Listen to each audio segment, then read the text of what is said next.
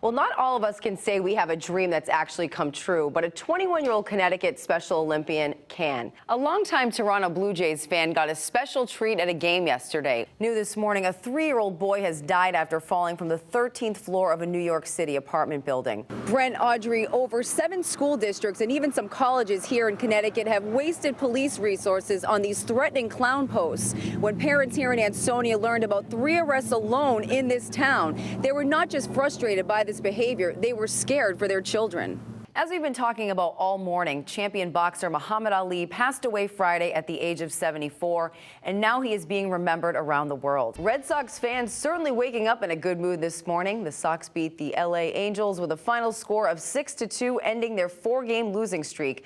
Bobby Rumble with the rest of your sports highlights. Lorenzo, Jen, police are still looking for a 4th suspect in this case, and they're trying to figure out why someone would shoot 22-year-old Mohammed Jawad right outside his convenience store E&M. This is the West Haven home everyone is talking about, a daycare inside.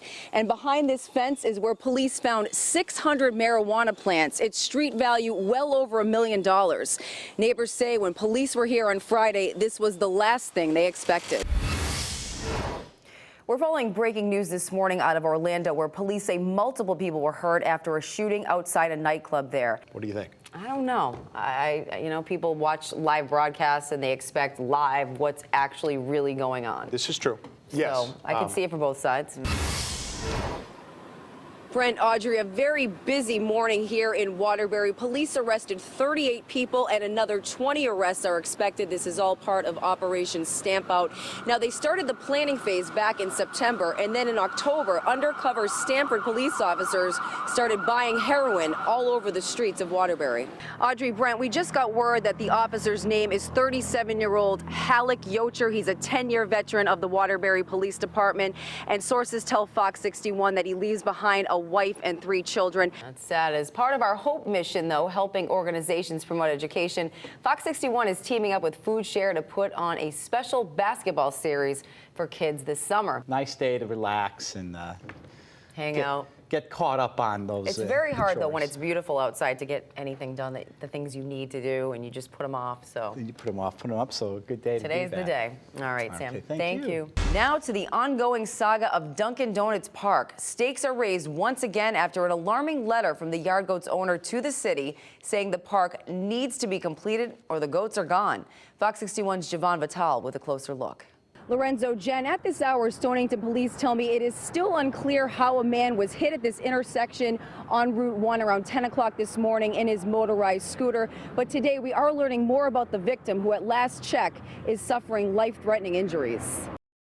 New this morning, a tense exchange between police and football fans in France. New video showing fans scatter after riot police turned to tear gas and a water cannon to force the crowds to disperse in Marseille. The violent exchange began last night as England and Russia fans clashed in the street. Some even started throwing bottles and chairs at police. 2 people are dead after an elderly driver plowed right through a crowd of people outside a festival in Tennessee.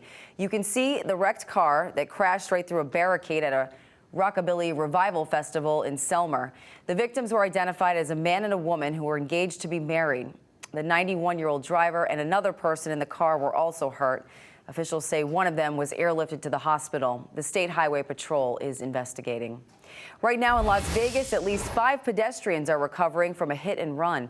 Police say 3 of the injured are children. There is no word yet on how serious those injuries are. We'll have more as this story develops.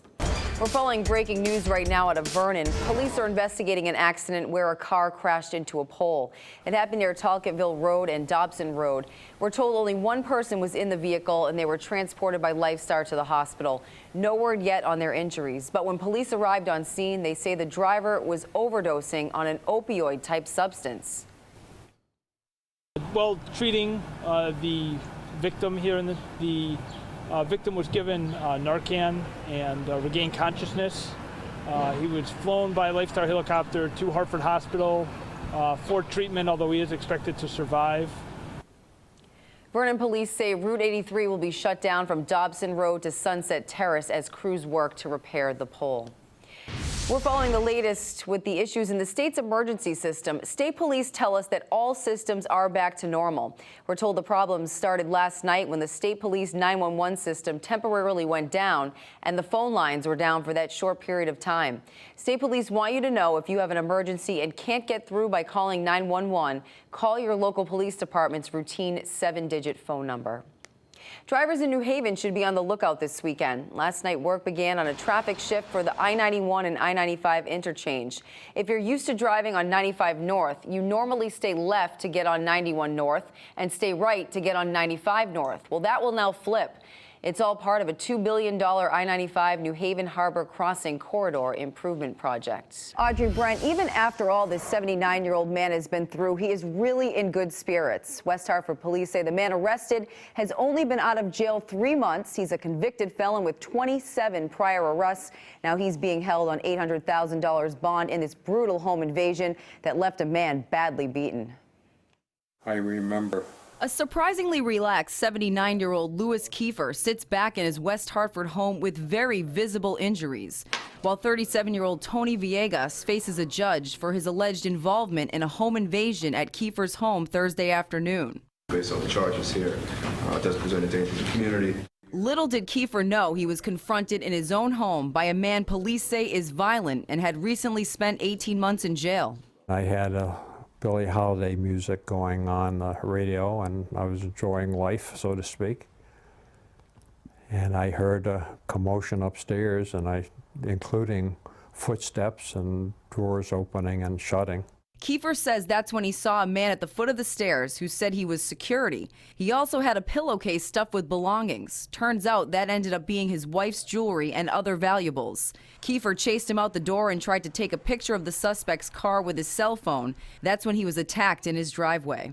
Kiefer says the last thing he remembers is making his way into this courtyard, getting into a scuffle and falling next to all of these bricks.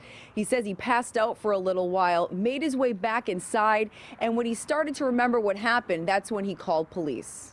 They were incredible. After I phoned them, they seemed to be here in 5 minutes.